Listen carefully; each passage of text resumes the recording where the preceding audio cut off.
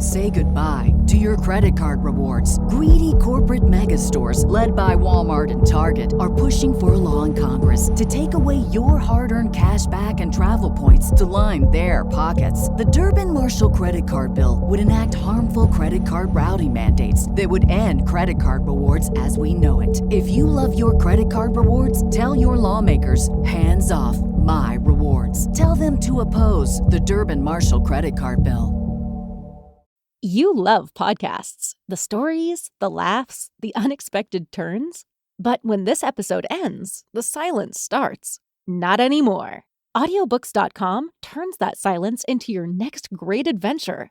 With over 450,000 titles, from bestsellers to hidden gems, your love for listening just found its new best friend. And because you already know the joy of audio, we're giving you 3 free audiobooks to start your journey. Imagine your favorite podcast, now with unlimited episodes. That's audiobooks.com.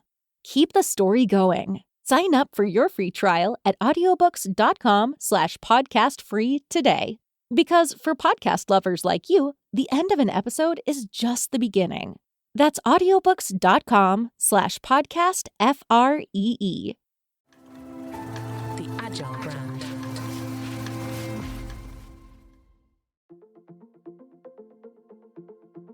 Welcome to the Innovation Economy podcast, where we look at the factors that drive business growth, including how people, processes, platforms, and places work together to create the future of work.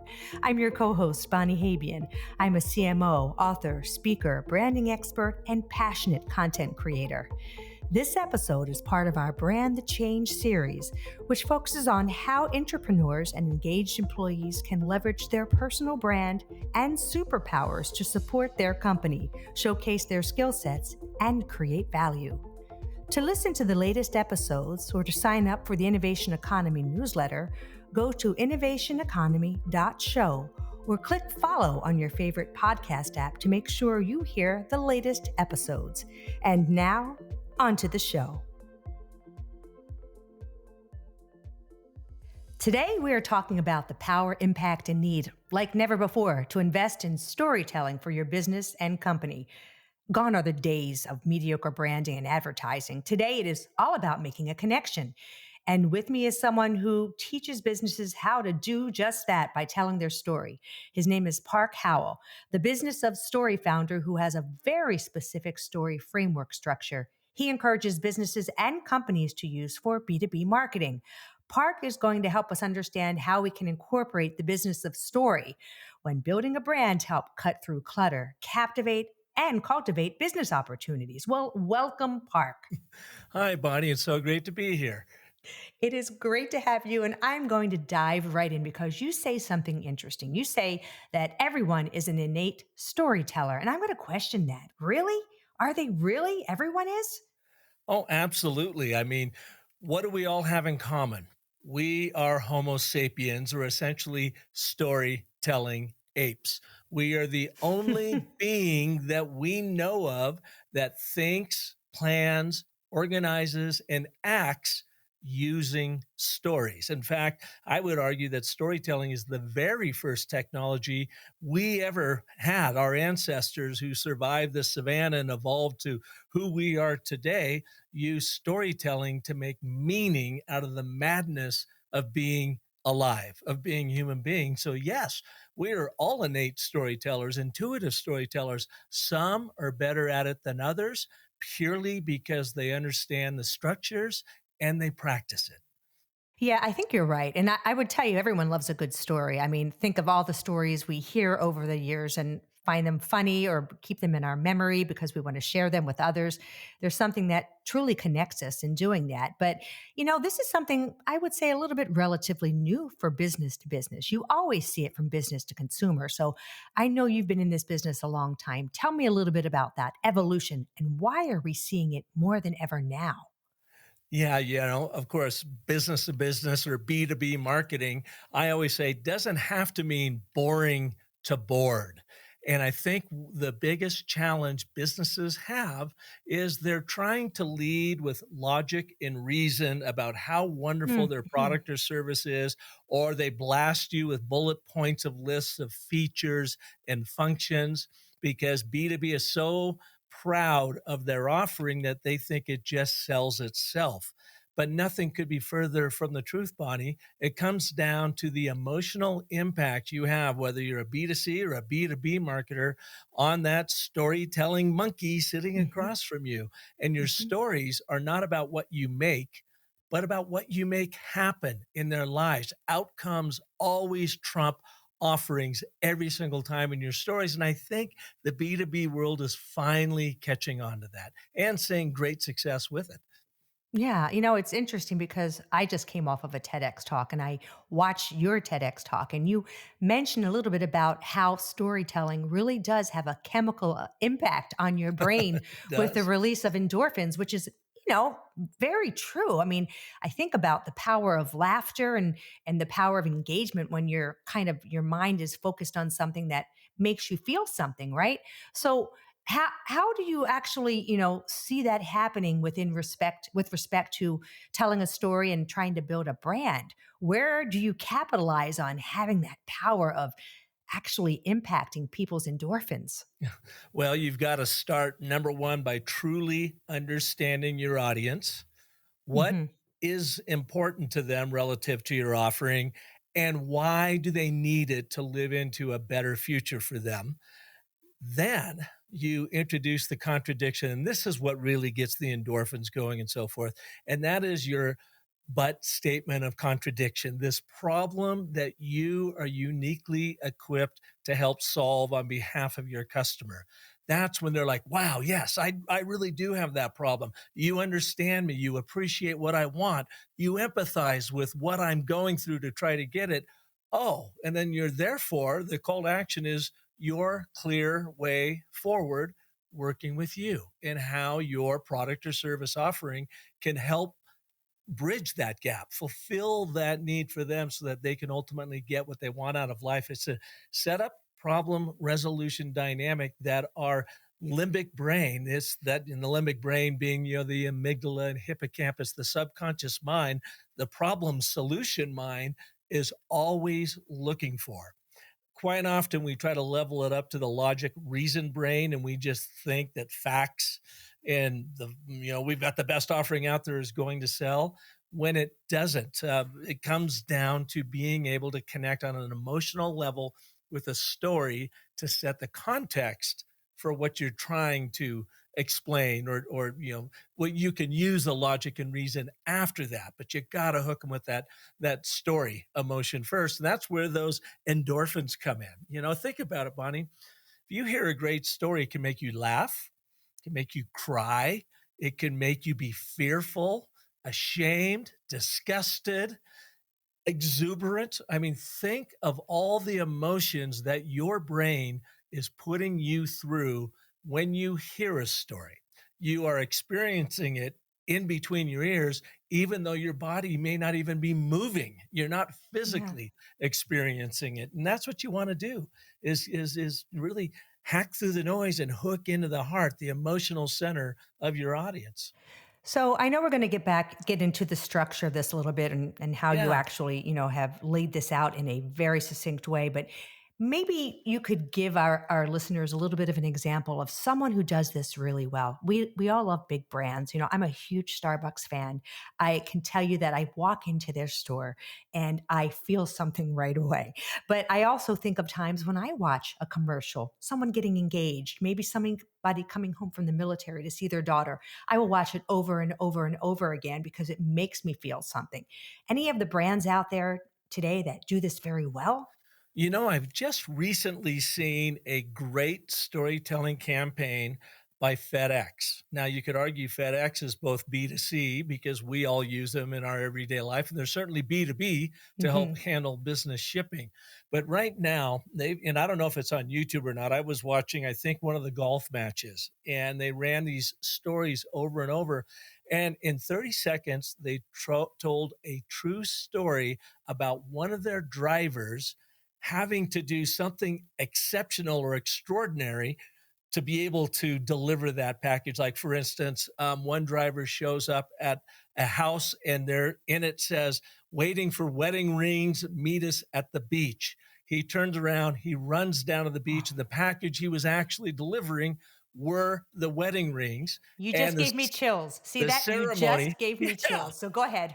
and the ceremony was just getting underway, Oh, and he delivers the rings. And they do it in an animated cartoon, sort of superhero fashion, which is really fun. But then you get introduced to the actual driver or delivery person at the very end of that spot. And they simply then ask the question, or the moral of the story: if we will go this far for wedding rings, imagine what we will do for you and your business. So to me, I think it's really good B2B marketing storytelling. yeah. And you're taking that kind of individual approach, right? When we're all watching it as humans. And you're able to capitalize that on that by bringing it to businesses as well. So I think they were able to make that correlation where a lot of times we'll watch things like that and think, well, that's just kind of, something that's consumer related. No, they took something very touching, a story, and said, if this, right? If Hmm. we act like this in this situation, we will do the same for your business. And I think that is a very powerful statement. And it is something that you will remember. And I'm going to tell you, after this, I'm going to check it out because I think that's an amazing story. Yeah, I think they're doing a really good job with it. And it's not some big drawn out epic story. It's 30 seconds long, Right. and it follows a structure, and it's very well done, even leaving 5 seconds at the end for their call to action. So anybody can do this. You just need to know how to do it. Now, would you say that this particular instance, this sort of case study, follows your storytelling structure? Yeah, it's set a problem resolution. That's totally what it is. And you think about it, from the very first moment that that creature crawled out of the primordial muck of the world to become a lizard and then move on to where we are today, we're all problem solution creatures. I mean, we live by the problem solution dynamic. So our reptilian brain, that limbic brain that I talked about earlier, is a problem solution dynamic driven brain. So we want to talk to it in a problem solution way. And you think about it, Bonnie, every single story, every 3-act structure of a story is set up, exposition. You're setting the stage for the character, the world they live in, and what they want, raise the stakes, why that's important to them. And then boom, we're launched into act 2, the problem. What do they have to overcome in order to get what they want? And then leads us to act 3, the solution. The final Yeah. act of Hmm. here's how it all comes together. So this tripartite structure to story is the natural algorithm within our brain and the way it wants to get information. If we just and it to death, meaning we never get out of exposition like so many B2B marketers do, just blah, blah, blah, blah, blah, Right. we bore. And when was the last time you were bored into buying anything, Bonnie? Yeah, no, I hear you. And I'm thinking about that a little bit because, I work in an industry that, for the most part, we look at that and I'm starting to think, do I do that well enough? Do I need to start incorporating that more? Because I do wonder in all situations, in every single situation from a business to business perspective, can you use it to tell a story? Is there always a story there to be told? Probably. Like we do case studies a lot. So I think that's probably why people really like the case studies, right? The problem, the approach, the solution, and the outcome. So I do think that probably that structure right there is you just made me realize that's why people like case studies in our industry. But I think that's amazing. Could you maybe go into a little bit more about how you approach the structure, this ABT structure, Yeah. what that means, and again, if that's something I want people to be able to take away today and say, listen, I can start to use that in the way I approach something to see if I can drive greater results. Absolutely. And if you like, I can put you on the hot seat, Bonnie, a little bit later in this conversation, No and we are thanks. going to write an ABT for your show so we can show people how to use it. But That's great. Okay. I like that for the show. That sounds good. it'll be fun. So, Okay. and, but, therefore, that's what ABT stands for. 3 words, and, but, therefore. Now, I learned this just over a decade ago from my now good friend, Dr. Randy Olson, who is a Harvard evolutionary biologist, PhD, gives up tenure in the middle of his 30s, goes to USC Film School, graduates, produces 3 documentaries on climate change and global warming. But really, his life's work ever since then is to teach scientists how to take their complex messages and make them simple using this and, but, therefore framework. I saw it when he was teaching it to the science world, and I'm saying, this is like the DNA of storytelling. Why don't we use it in the business world? So he and I became fast friends, and together we have developed the whole framework. We didn't invent it, Bonnie. It has been around literally since the beginning of time. We are just simply now using it and revealing it to the world of here's how our brain wants to get information because we're problem solution dynamic people. So the and, but, therefore stands for the and is the statement of agreement or act 1.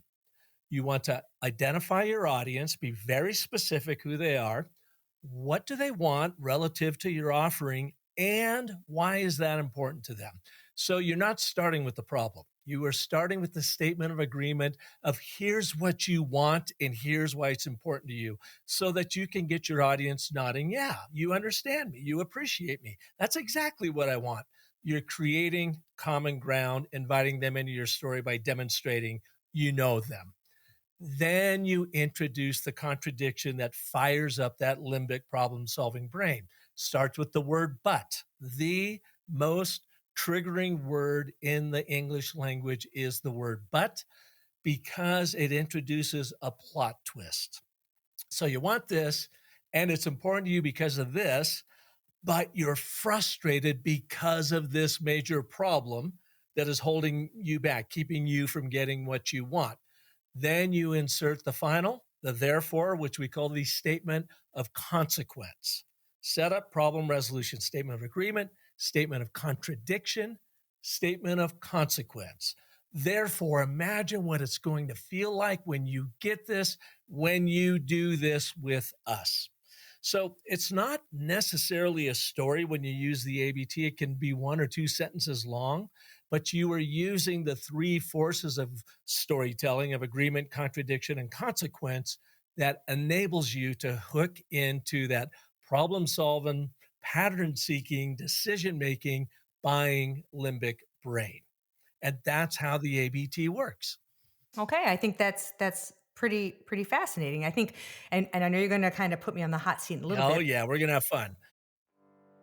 Say goodbye to your credit card rewards. Greedy corporate mega stores, led by Walmart and Target, are pushing for a law in Congress to take away your hard-earned cash back and travel points to line their pockets. The Durbin-Marshall credit card bill would enact harmful credit card routing mandates that would end credit card rewards as we know it. If you love your credit card rewards, tell your lawmakers, hands off my rewards. Tell them to oppose the Durbin-Marshall credit card bill.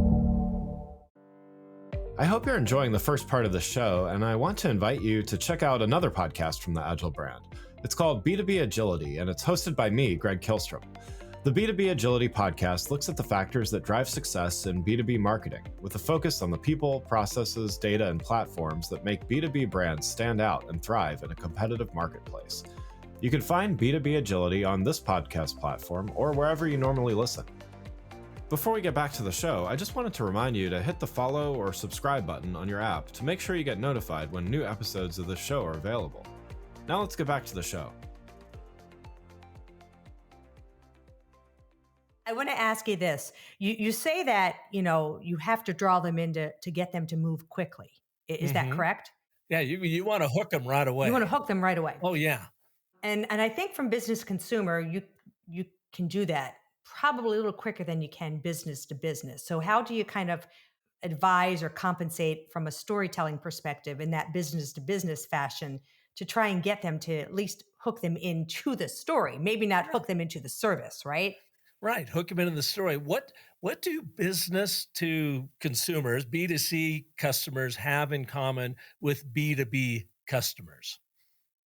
Well, the human element, that connection, that whole, the They're power of story.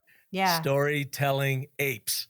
Yep. I mean, we process the information the exact same way. A legendary American social psychologist, Jonathan Haidt, said, our brains are story processors, not logic processors. So park the logic to the side for a minute, hook them with that story, and you start it, you hook them with that and but therefore. So in the B2B world, it's absolutely critical to hook that buyer sitting across from you emotionally first so that you can create common ground and demonstrate to them you've done your homework, you know what they want, and you are there to help them get it. So it's really no different than the B2C world. The only Yeah. difference is the B2B world is boring. They Yeah. refuse to connect emotionally. They think it's too woo-woo. But when they do, it blows people's minds how effective it is.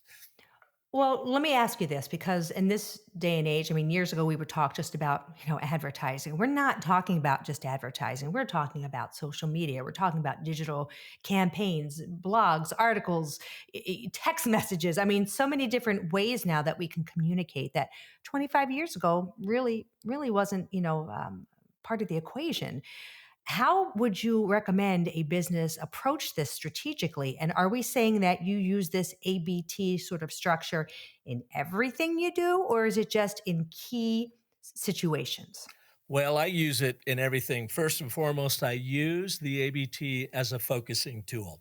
So if I'm sitting across from a prospect or I want to go after one, I've got to find out more about them and what their singular problem is that I am going to go in to help them with. So I do my discovery. I use it as a story listening tool in that discovery process. And I go, oh, here's what they want. Here's why it's important to them, but here's why they don't have it. Therefore, here's my way forward. Then I will use them all the time in landing pages, home pages. I will use them if I'm producing a 5-minute video. I'll use an ABT to find the focus to that video. And then every time I introduce a new business point within that video, I'm going to set that up with an and, but, therefore. And the reason being is it is my secret passageway into that subconscious buying brain. It's just that powerful. Let me give you an example, if I could, Bonnie. Okay. Oh, no, absolutely. I'd love one. I was doing about a year and a half, 2 years ago now, I was doing a virtual training with Sharp Electronics. And I think we had 135 of their sales and marketing people on. And I was teaching them about the and, but, therefore, and so forth. And all I ever have to do, Bonnie, is go to a customer's website and pull up a landing page or a home page, and I show them a before and after. May I read this before and after to you? And I think you and your listeners are going to get a better feel for it. So they have this landing page, and it's got this big picture of this big, gigantic copier, printer type thing, very industrial enterprise solution.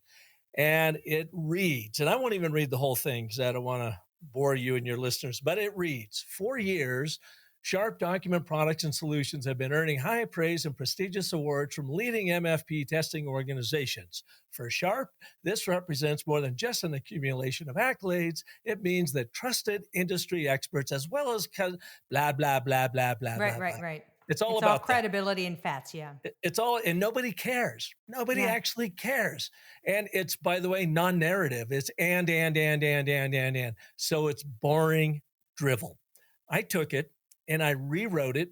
And it's about a third as long using an and, but, therefore, and I wrote it from their website visitor or their prospect's point of view.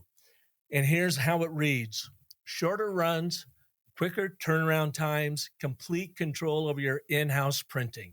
It's what you want. But your productivity is currently stuck on pause.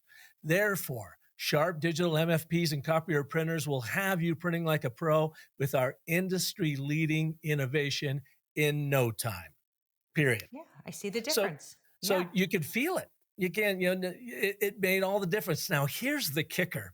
One of their national account sales folks literally did a screen grab of my ABT. And the very next morning, we did this training on a Thursday afternoon. On a Friday morning, he went into one of his big customers and he wrote me an email after the fact. He said, I have been trying for 6 months to close them on this deal and have been getting nowhere. They've been glazing over. I simply took your ABT, put it at the beginning of my presentation this morning. I could feel the palpable change in the room, and I had a purchase order within 1 hour. He says, the only thing I did differently in the last 6 months was use your ABT framework. Well, But that's it a got huge me so win. focused. Gigantic win. I hope you you know? use that as a case study. Oh yeah. Oh, I've got a ton of them like that, but it's a good example, B2B right there, where they're just pounding their chest, saying how wonderful they are. Right. They're breaking the very first rule of B2B storytelling, and that is your story is not about you or your brand. Nobody cares. Your story is always about your audience. What is in it for them? Now, before you put me on the hot seat, I need to put in a little question here. I mean, how does AI come into play with all of this? I mean, eventually, maybe we can say, please write a story that includes Park Howell's ABT Yeah. structure. Could be at some point, but Well, we're working on that tool right now, as a matter of fact, and we've been testing the ABT and other story structures a lot in AI. It's not there yet, but I have Yeah. no doubt it will get there. But Yeah. it still doesn't replace the human dynamic. I mean, know it doesn't. people are thinking that AI is the end all. Let me ask you this, Bonnie. If you were in the Starship Enterprise, would you rather hear a story from Captain Kirk or Spock? Oh gosh, I think Captain Kirk. Yeah, I think so too. He's funny. I had He's to think about it for interesting. a second. Yeah, I'm like, definitely He's not that, human. not Spock. Spock would bore you to death He after a would. while. He He's kind of would. amusing because he's so stilted, but to me, that's kind of what AI Yeah, is at yes, the I agree. moment. But you have It's as a robotic. human being, have to truly understand that other human being sitting across from you if Yeah. you're going to connect. And there's no AI that will ever replace that. No, I think you're right. So, okay, I know we don't have too much time left, so I want to make Okay. sure I get on the hot seat. So, I Here shouldn't we be go. nervous here, Yeah. right? Okay, it's going And to be easy. here's the way your listeners can use it. First and foremost, let's do an ABT, an and but therefore statement for your show. If you were to Okay. go out and do, revise your landing page, let's do it. And here is the way you do that. First question, Bonnie, who is your number one audience? Be as specific as you possibly can in defining your number one audience for your show. I would say marketing centric, high achieving, or type A professionals looking to stay ahead of the innovative curve through learning as much as they possibly can about industry changes and what's on the horizon. Okay. And so let's get a little bit more specific when you say the innovative curve. In particular, what kind of innovation is, stands to like upset their apple cart? If they don't respond to it or get ahead of it, it could be real damaging that you are covering on this show.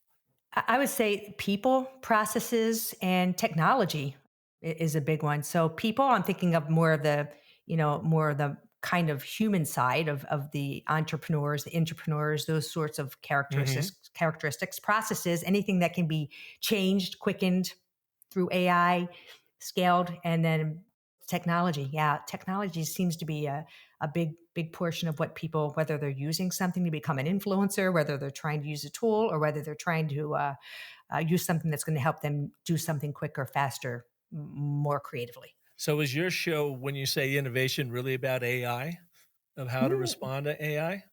Or is that just one element It's of it? one element. One element. Okay. Is your show about technological innovation and trying to stay ahead of the tech curve? Maybe not specifically being a technologist, but how to leverage technology to How to stay ahead of the leverage curve. technology.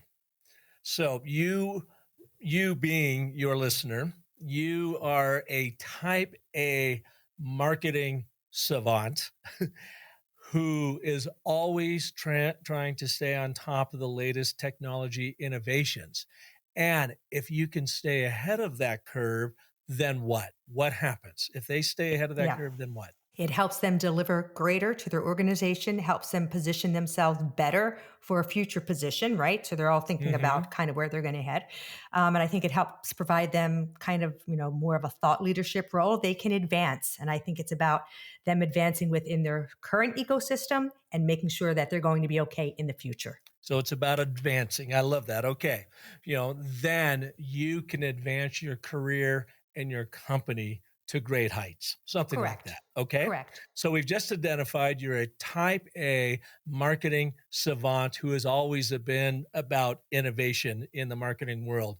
And in order to stay ahead, you want to be surfing ahead of that innovation curve so that you can advance your career and your company. Fair enough. That might be our statement of agreement, Yeah. getting them to nod, say, yeah, Bonnie, that's who I am. And yes, innovation is important to me. And yes, I want to stay ahead of it to launch to advance my career in my company.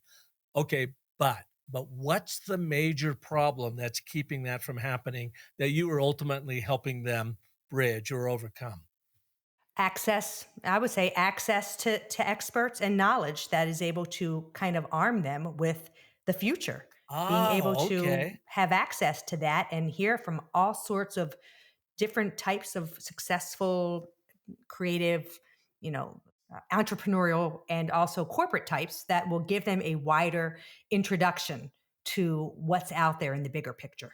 Okay, so we might even want to introduce that in your and statement of agreement because it's about access to experts, right? Ask Yes. access to experts on your show.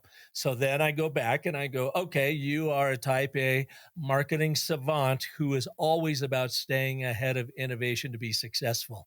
And if you had access to the right experts that can help show you the way, then you will advance your career and your company faster than ever before, but you feel frustrated and even stifled because you don't have routine access to Right. those experts that are going to help you advance. Therefore, tune in. Is your show once a week? No, actually once a month. Okay. Therefore, therefore, once a month, you can listen in on a conversation with one of the top marketing innovation minds in the world right here on I my love it. show. I love it. You just took everything that I probably knew, right? But I never really had to articulate that. And so Mhm. I think that is a wonderful example. And I'm going to use that for sure. Please do. That It's a is framework. amazing. No, It's a I framework. love it. I mean, when now people ask me kind of my demographics, I kind of put it in a shape of some sort, but you just really helped me nail Yeah, that. So now thank you're you. talking to that one audience, what they Amazing. want. And here's the steps your listeners can go through.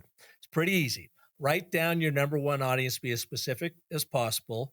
What do they want? Define what they want relative to your offering and underscore why that's important to them. But describe the frustration or the emotion they're feeling right now because of this particular problem. Define that problem, what that is. Therefore, you are going to relieve that tension by doing this with you. That's your final That's call to excellent. action. Excellent, excellent, excellent. I totally, totally love that. I do want to make sure that people know that they can find your information. Your books, all of your various information. So we're going to leave all of that in the show notes as well. But if there's, something you want to just mention about where they can find you, Yeah, I'll make sure as well we, leave that in for them. sure. Well, if they would like to take a quick little micro training course on the and but therefore that goes even deeper into what we're doing right here, they can get that at businessofstory.com/ABT. Businessofstory.com/ABT. I do know that you had some free tools, so I thought that some Yeah. folks, after hearing this, kind of going through what I just went through with the show, may want to learn a little bit more. So I always like to leave our audience with 3 takeaway actionable items that they can do today with whatever they've learned here. So Hmm. what I want is to ask you, what is some actionable advice that you would give today to anyone listening to help take their brands to the next level, whether it is their own company, their own person, right? A lot of people are building personal brands these days, or their business, whatever it is that they're working towards. What are 3 things you can give them that would be of value for them? Yeah, I call it my storytelling flywheel. It begins with the and, but, therefore. So now that you know how to write an and, but, therefore, practice it. The ABT is short and sweet, but tricky. Therefore, practice, practice, practice. The best place, Bonnie, to practice it is in your email writing. When Yeah, you're that's sending true. out an email and you're asking somebody to do something, write that email as an ABT. It'll be 3 times shorter than it ever was. It will have a dynamic call to action, and you won't get ghosted. So that's the first thing. The second thing is to work on your storytelling skills, because the storytelling flywheel is the know, like, and trust storytelling flywheel. To become known for something, use the ABT to get super specific on who you're for and what problem you solve, just like we did with Bonnie. The liking part comes from telling little short anecdotal stories that illustrate the outcome that you create in people's lives. It doesn't talk about your offering, it talks about your outcome. That's what makes you immensely likable. So go and find 3 stories right now that you could tell in under 1 minute that demonstrates the impact you have on people. And then the final thing is to know, like, and trust is go and ask people, go and ask 3 customers that are all, already your customers, and ask them to share a story with you about their experience with your brand.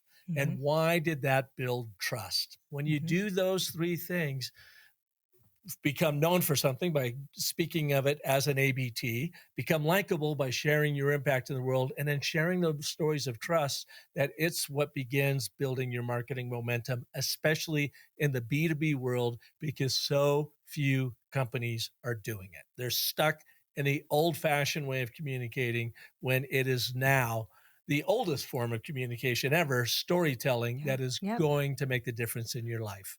I think that's extremely valuable for all of our listeners. And I have just so enjoyed having you today, because I love doing this, because I always walk away with something new to try.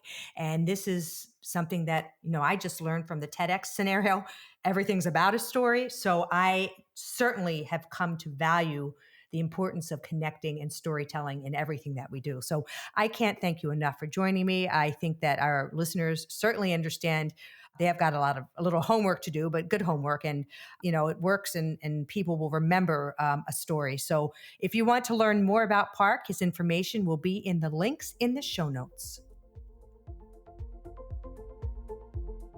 Thanks again for listening to the Innovation Economy podcast. If you enjoyed the show, please take a minute to subscribe on your podcast channel of choice and leave us a rating so that others can find the show more easily. You can access more episodes of the show at www.innovationeconomy.show. The Innovation Economy is produced by Missing Link, a Latina-owned, strategy-driven, creatively fueled production co-op. From ideation to creation, they craft human connections through intelligent, engaging, and informative content. Until next time, let's keep innovating.